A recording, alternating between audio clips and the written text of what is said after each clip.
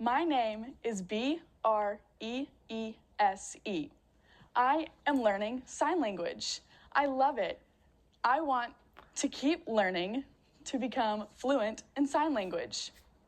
I decided to try and learn sign language to better understand the people that use ASL or American Sign Language as their main way of communication. Now, not every person who is deaf is going to use sign language, but according to Michelle Westphal, a professor of deaf studies, most people who are born deaf or have been deaf for most of their life choose to speak sign language over other forms of communication. Because ASL is not a class that is taught in most schools like, say, Spanish or French, I turned to the internet to help me out.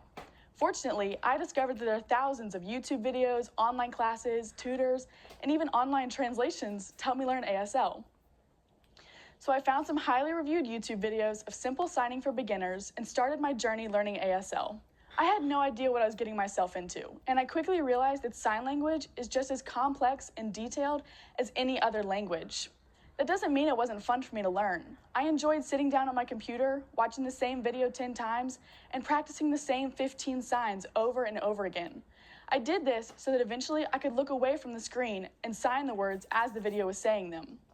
But as I was learning simple words and phrases from these videos, I realized that if I ever wanted to be able to talk with people in sign language who actually communicated with ASL, I would need more than just little things like hello, my name is, and good morning. I want to one day be able to go out in public, and if I see a person signing, maybe I could talk with them and carry a conversation in sign language. I felt stuck though because, to be honest, I got scared that I didn't have time for this extra hobby. Between school, sports, friends, and family, the last thing I wanted was to have more work, more hobbies, more things to do. I would try to squeeze in time for learning new signs, but it got to where, even as I was trying to learn something new, I'd already forgotten the old signs from 4 days ago. I would never be able to really learn sign language if I didn't have the time to devote to it.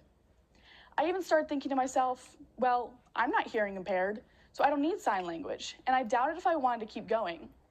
At this point, I had to remember why I wanted to learn ASL in the first place.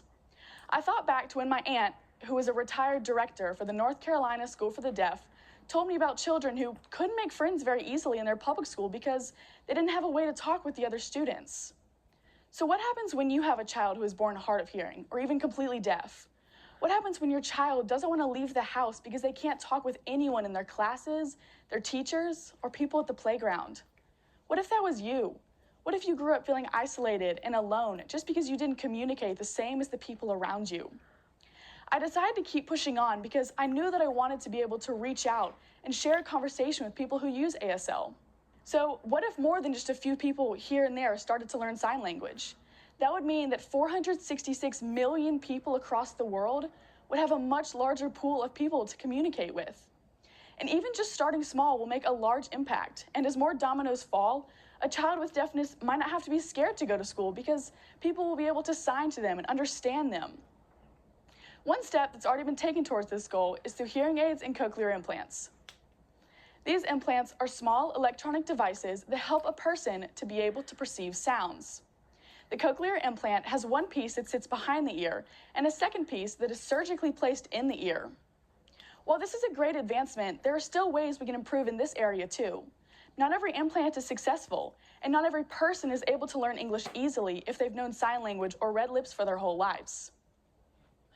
And in some situations, people don't always think that they should get a cochlear implant because it can often be seen as going against the deaf culture. But if we're able to promote ASL more through formal classes in school, people who are deaf may not have to worry about getting hearing aids or cochlear implants. Because personally, I want to continue to learn sign language, and having a class to take at school that actually counts towards my future would make it very easy. With determination and hope, we can help the world become more accessible for deaf people. Thank you. Find the lowest